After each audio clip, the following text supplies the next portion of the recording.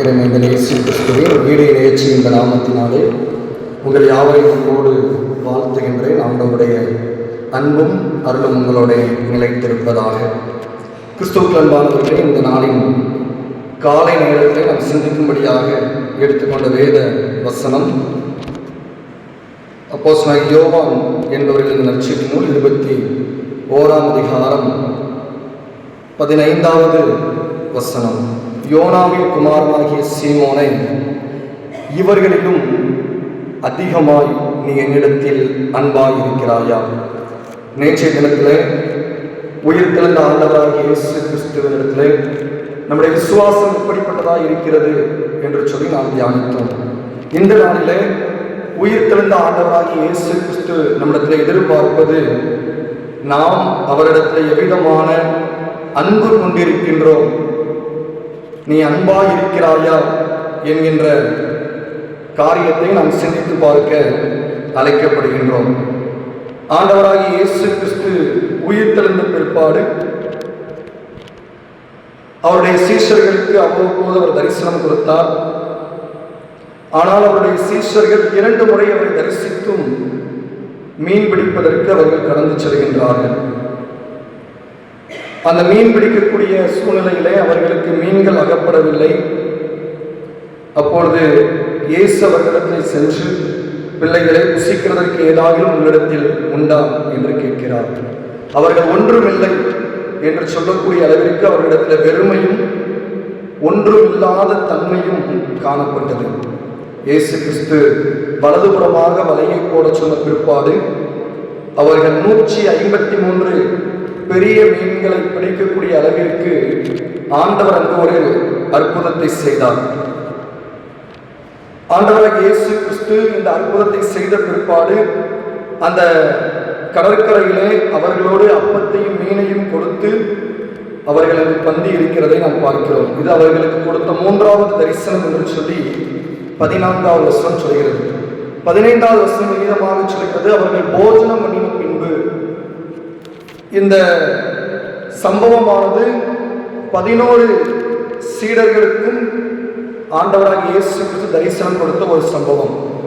ஆனால் இந்த போஜனமானம் பண்ணின பின்பு இயேசு சீமோன் பேதுருவை தனியாக அழைக்கின்றதை நாம் பார்க்கின்றோம். இயேசு கிறிஸ்துவுடைய சீடர்களிலே மிகவும் பிரசித்தி பெற்றவர், முதற் சீடர் எனும் ஆண்டவராகிய இயேசு கிறிஸ்துவோடு அநேக காரியங்களை விவாதித்த ஒரு சீடர் இந்த சீமோன் பேதுரு என்பதை நாம் அறிந்து கொள்ள வேண்டும். ஆண்டவராகிய இயேசு கிறிஸ்து, மக்கள் என்னை யார் என்று சொல்கிறார்கள், நீங்கள் என்னை யார் என்று சொல்கிறீர்கள் என்று கேட்டபொழுது, நீர் ஜீவனுள்ள தேவனுடைய குமாரனாகிய கிறிஸ்து என்று சொன்னவர் இந்த அப்போஸ்தலனாகிய பேதுரு. அதே நேரத்தில் இயேசுவோடு பயணித்த இந்த பேதுரு தான் மற்ற சீடர்களை நோக்கி, நாம் மீன் பிடிக்க போவோம் வாருங்கள் என்று சொல்லி 21வது அதிகாரம் 3வது வசனத்தில் அழைத்து செல்கின்றார். ஆகவே இயேசு கிறிஸ்துவினுடைய மரணம் உயிர்த்தெழுதலுக்கு பிற்பாடு இந்த பேதுரு தான் இயேசு இருந்த இடத்திலே இருந்து சீடர்களை வழிநடத்தி இருக்க வேண்டும், இயேசுனுடைய பணியை தொடர்ந்திருக்க வேண்டும். ஆனால் அவ்விதமாக பேதுரு செய்யாமல் அவர்களை மீன் பிடிப்பதற்கு நேராக வழிநடத்துகிறான். ஆகதான் இந்த அற்புதம் அங்கே நடைபெறுகின்றது. சீமோனை தனியாக அழைத்து அந்த பேதுருவிடத்தில் கேட்கின்றார், இவர்களிலும் அதிகமாய் நீ என்னிடத்தில் அன்பாய் இருக்கிறாயா? ஏன் மற்ற சீடர்களை காட்டிலும் அதிகமாக என்னிடத்தில் அன்பாய் இருக்கிறாயா என்று இயேசு கிறிஸ்து கேட்டார் என்றால், இந்த சீமோன் பேதுரு தான் மற்றவர்களை வழிநடத்தி செல்லக்கூடிய உன்னதமான பொறுப்புக்கு ஆண்டவராலே தெரிந்து கொள்ளப்பட்டவன். அவர் முதல் முறை கேட்கிறார், ஆம் ஆண்டவரே, உம்மை நேசிக்கிறேன் என்பதை நீர் அறிவீர். 2வது முறை கேட்கிறார், அதற்கு ஆம் ஆண்டவரே, உம்மை நேசிக்கிறேன் என்று 16வது வசனத்தில் சொல்கிறார். 17வது வசனத்திலும் நாம் பார்க்கின்ற பொழுது பேதுரு துக்கப்பட்டு, ஆண்டவரே, நீர் எல்லாவற்றையும் அறிந்திருக்கிறீர், நான் உம்மை நேசிக்கிறேன் என்பதையும் நீர் அறிவீர் என்று பேதுரு இயேசுவுக்கு மறுமொழியாக சொல்கின்றதை நாம் பார்க்கின்றோம். ஆகவே இங்கு பேதுரு இயேசுவினிடத்திலே தம்முடைய உண்மையான அன்பை வெளிப்படுத்துகின்றார். நான் உம்மை நேசிக்கிறேன் என்று 3 முறை மறு உத்தரவு சொல்கின்றதை பார்க்கின்றோம். கிரேக்கத்திலே இந்த அன்பு என்கின்ற வார்த்தைக்கு அகப்பே என்கின்ற வார்த்தை பயன்படுத்தப்பட்டிருக்கிறது. இந்த அகப்பை என்பது இறைவனுடைய அல்லது கடவுளுடைய அன்பை குறிக்கின்றது. எப்பொழுதும் உள்ள மாறாத தெய்வீக அன்பை குறிக்கக்கூடிய வார்த்தை. அந்த அன்பை பேதுரு இயேசுவினிடத்திலே வெளிப்படுத்துகின்றார். நான் உம்மை நேசிக்கிறேன் என்று சொல்லி வெளிப்படுத்துகின்றதை நாம் பார்க்கின்றோம். இந்த பேதுரு தான் ஆண்டவராகிய இயேசு கிறிஸ்து கடலின் மீது நடந்து வருகின்ற பொழுது நானும் உம்மை போல கடலின் மீது நடந்து வர வேண்டும் என்று சொல்லி விசுவாசத்தோடு படகை விட்டு இறங்கி கடலிலே நடந்த ஒரே ஒரு சீடன். ஆனால் இந்த சீடனுடைய வாழ்க்கையில் தான் சோதனைகள் அதிகமாக இருந்தது. இதே பேதுரு தான் ஆண்டவராகிய இயேசு கிறிஸ்து மூலமாக நீ மனுஷருக்கு ஏற்றவைகளை சிந்திக்கிறாய், அப்பாலே போ சாத்தானே என்று சொல்லி பேதுரு இயேசுவிடத்திலே அங்கு பேச்சை கேட்டதை நாம் பார்க்கின்றோம். இதே பேதுரு தான் 3 முறை இயேசுவை மறுதலித்து மனங்கசந்தளவு திரும்ப இயேசுவின் அன்பை உணர்ந்து கொண்டவன் என்று சொல்லி நாம் அறிந்திருக்கின்றோம். அப்படி என்றால் இந்த வேத பகுதியிலே ஆண்டவராகிய இயேசு கிறிஸ்து திரும்ப திரும்ப பேதுருவிடத்திலே நீ என்னை நேசிக்கிறாயா என்று கேட்டதினுடைய மிக முக்கியமான நோக்கம் என்ன? ஏன் ஆண்டவராகிய இயேசு கிறிஸ்து 3 முறை இங்கு கேட்க வேண்டும் என்று சொல்லி நாம் பார்க்கின்ற பொழுது இங்கு ஆண்டவராகிய இயேசு கிறிஸ்துடைய எதிர்பார்ப்பு என்ன? அன்பு என்கின்ற அழகான தமிழ் சொல்லுக்கு இணையான ஒரு செயல்பாட்டு வார்த்தை என்னவென்றால் கீழ்ப்படிதல். அன்பு எங்கே இருக்கிறதோ அங்கே கீழ்ப்படிதல் இருக்கும். கீழ்ப்படிதல் இல்லாத இடத்துல இருக்கக்கூடிய தன்மைகளிலே முழுமையான அன்பு வெளிப்படாது. ஆகவே இங்க ஆண்டவராகிய இயேசு கிறிஸ்து பேதுருவிடத்தில் எதிர்பார்ப்பது பேதுருவுடைய கீழ்ப்படிதலை. அதுதான் நான் இயேசுவை நேசிக்கிறேன் என்பதனுடைய வெளிப்பாடாக அவர் மீண்டும் 15வது வசனத்தில் சொல்கின்றார், என் ஆட்டுக்குட்டிகளை மெய்ப்பாயாக. 16வது வசனத்தில் என் ஆடுகளை மெய்ப்பாயாக. 17வது வசனத்தில் என் ஆடுகளை மெய்ப்பாயாக. நானுமே நேசிக்கிறேன் என்று சொன்ன பேதுருவிடத்திலே ஆண்டவருடைய எதிர்பார்ப்பு என்னதாய் காணப்பட்டது? நீ எனக்கு கீழ்ப்படிந்து என் ஆடுகளை மேய்ப்பாயாக. இந்த யோவான் 21ஆம் அதிகாரத்தில் பதிவு செய்யப்பட்டிருக்கின்ற இந்த அற்புதத்திற்கு இணையான ஒரு அற்புதம் லூக்கா 5ஆம் அதிகாரத்திலே பதிவு செய்யப்பட்டிருக்கிறது. பேதுருவும் அவனோடு இணைந்த மற்ற சீடர்களும் அழைக்கப்படுகின்ற பொழுது இதே போன்ற கலிலேயா கடலிலே ஆண்டவர் வலைகள் கிளியத்தக்கதாக அற்புதங்களை கொடுத்தார். அந்த அற்புதங்களை கொடுக்கின்ற பொழுது ஆண்டவர் ஒரு கட்டளையை கொடுத்தார், என் பின்னே வாருங்கள், நான் உங்களை மனுஷர்களை பிடிக்கிறவர்கள் ஆக்குவேன். அந்த கட்டளைக்கு கீழ்ப்படிந்துதான் தங்களுடைய வலைகளை எல்லாம் விட்டு விட்டு இயேசுவை பின்பற்றினார்கள். பேதுருவும் அவனுடைய சகோதரனாகிய அந்திரேயா, யோவான், யாக்கோபு இவர்கள் எல்லோரும் தங்களிடத்தில் இருந்தவற்றை விட்டு இயேசுவை பின்பற்றினார்கள்.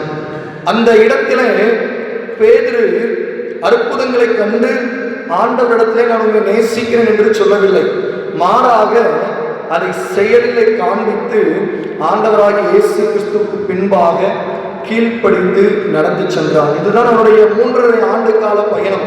இயேசுவோடு எங்கெல்லாம் அவர் செல்கிறாரோ அங்கெல்லாம் அவன் கீழ்ப்படிந்து அவருக்கு பின் சென்றான்.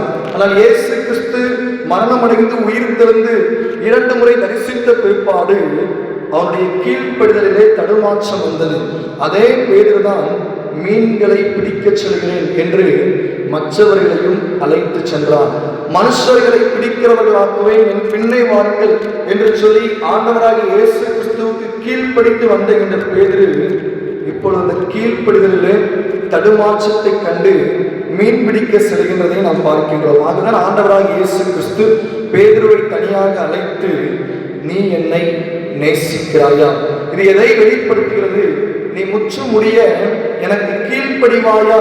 அதுதான் ஆண்டவர் அங்கு உருவகமாக என் ஆட்டுக்குட்டிகளை மெய்ப்பாயாக என்று ஆண்டவராக இயேசு கிறிஸ்து பேதுருவிடத்தில் கேட்டார். அதுதான் 18வது வசனத்திலே நீ இளவயதுள்ளவனாக இருந்த பொழுது உன்னை நீ அறை கட்டி கொண்டு உனக்கு இஷ்டமான இடங்களில் நடந்து தெரிந்தாய்.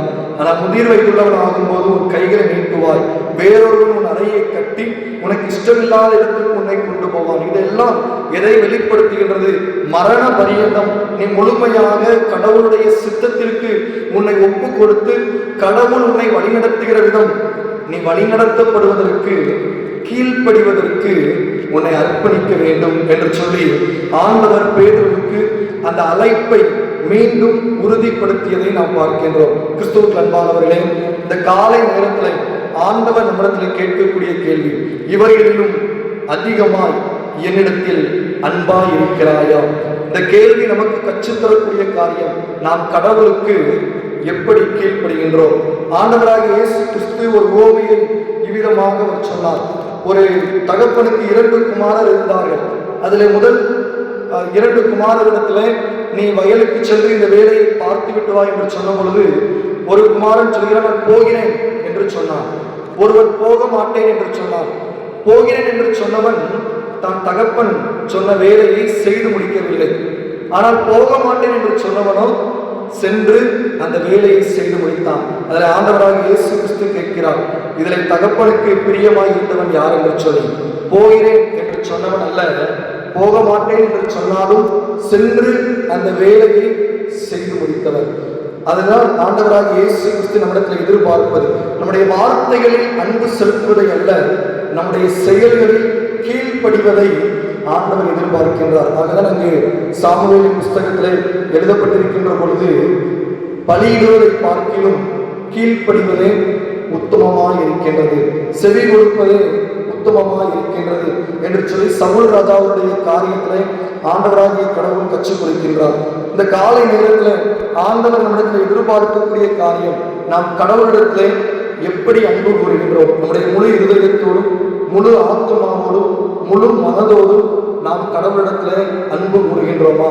கடவுளிடத்தில் அன்பு கூறுகின்றேன் என்று சொல்லுகின்ற நாம் கடவுளுக்கு எவ்விதமாக கீழ்ப்படுகின்ற, என்னுடைய சுயத்தை வெறுத்து கடவுளுடைய விருப்பத்தை நிறைவேற்றும்படிக்கு, கடவுளுடைய திட்டத்தை நிறைவேற்றும்படிக்கு நம்முடைய கீழ்ப்படிதல் எப்படிப்பட்டதாக இருக்கின்றது? ஒருவேளை பேதுரு தன்னுடைய வாழ்க்கையில தடுமாற்றம் அடைந்திருந்தாலும் பேதுரு ஆண்டவருடைய அன்பை மீண்டும் புரிந்து கொண்டான். அதனால் ஆண்டவராக இயேசு கிறிஸ்து பேதுருவிடத்தில் சொல்லும் பொழுது, நீ குணப்பட்ட பின்பு உன் சகோதரரை குணப்படுத்து என்று சொல்லி, இப்பொழுது இயேசு கிறிஸ்துவின் மூலமாக குணப்பட்ட பேதுரு அங்கு தொடர்ச்சியாக தனக்கு கீழாக கொடுக்கப்பட்டவர்களை ஆண்டவருக்கு நேராக வழிநடத்துகின்றதை பார்க்கின்றோம். அப்போஸ்தலர் நடவடிக்கைகளை நாம் வாசித்து பார்க்கின்ற பொழுது, இந்த பேதுரு ஆண்டவருக்காக உண்மை உள்ளவராக கடைசி வரைக்கும் ஜீவித்ததை நாம் பார்க்கின்றோம். இதே பேதுருவும் யோவான் தான் அப்போஸ்தலர் 4வது அதிகாரம் 19வது வசனத்தில் சொல்கிறார்கள். அப்போஸ்தலர் 4:19 பேதுருவும் யோவானும் அவர்களுக்கு பிரதித்திரமாக, தேவனுக்கு செவி கொடுக்கிறதை பார்க்கிலும் உங்களுக்கு செவி கொடுக்கிறது தேவனுக்கு முன்பாக நியாயமாக இருக்குமோ என்று நீங்களே நிதானித்து பாருங்கள் என்று சொல்லி தேவனுக்கு செவி கொடுக்கக்கூடியதின் முக்கியத்துவத்தை பேதுரு அங்கு வெளிப்படுத்துகின்றதை நாம் பார்க்கின்றோம். ஆகவே நாம் மனிதர்களுக்கு செவி கொடுப்பதை பார்க்கிலும் தேவனுக்கு செவி கொடுப்பது என்பது மிக முக்கியமானதாக காணப்படுகின்றது.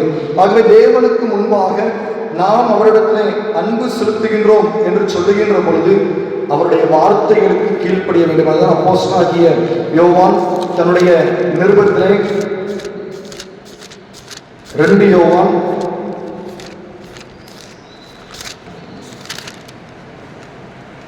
6வது வசனத்தில் சொல்கிறார், நாம் அவருடைய கற்பனைகளின்படி நடப்பதே அன்பு. ஆகவே அன்புக்கு இணையான ஒரு வார்த்தை கீழ்ப்படிதல். நாம் அவருடைய கற்பனைகளின்படி நடப்பதே அன்பு. நீங்கள் ஆதி முதல் கேட்டிருக்கிறபடி நடந்து கொள்ள வேண்டிய கற்பனை இதுவே. அது கிறிஸ்துவுக்கு அன்பானவர்களே, நம் ஆண்டவருடைய வார்த்தைகளுக்கு கீழ்ப்படிந்து ஆண்டவருடைய சத்தத்திற்கு செவி கொடுக்கின்ற பொழுது நாம் அவர் மீது வைத்திருக்கின்ற அன்பை வெளிப்படுத்துகின்றோம். ஆண்டவராக இயேசு கிறிஸ்து பேதுருவிடத்தில் கேட்ட, உயிர்த்தெழுந்த ஆண்டவராக இயேசு கிறிஸ்து பேதுருவை தரிசித்த பொழுது கேட்ட அதே கேள்வியை நமக்கிலே வைத்திருக்கிறார். இவர்களிலும் நீ அதிகமாக என்னை நேசிக்கிறாயா என்ற கேள்விக்கு ஆண்டவருடைய சன்னிதானத்தில் நம்மையே அர்ப்பணிப்போம். ஆண்டவருடைய சத்தத்திற்கு கீழ்ப்படிய நம்ம ஒப்புக் கொடுப்போம். அப்பொழுது பேதுருவை பயன்படுத்தின கடவுள் நம்மையும் ஒவ்வொரு நாளும் பயன்படுத்தி வழிநடத்தி ஆசீர்வதிப்பாராக. ஆமென்.